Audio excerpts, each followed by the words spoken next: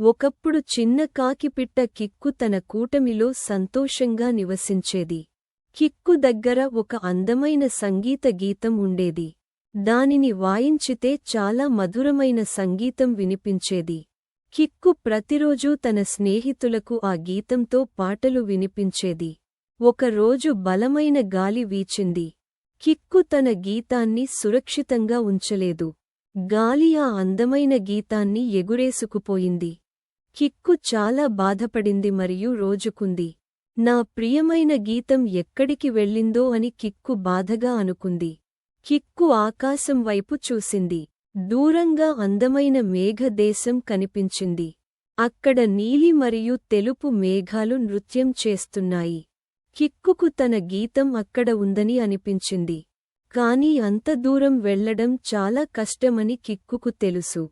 నేను ఒంటరిగా ఎలా వెళ్లగలను అని కిక్కు ఆలోచించింది.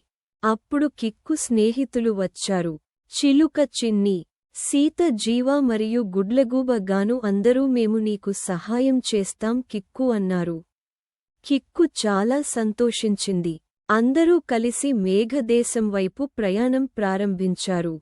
స్నేహితులు ఉంటే ఏ సాహసమైనా చేయగలమని కిక్కుకు అనిపించింది. మేఘదేశం చాలా అందంగా ఉంది. మీకు ఈ కథ నచ్చిందా? అయితే లైక్ చేయండి. మా ఛానల్ని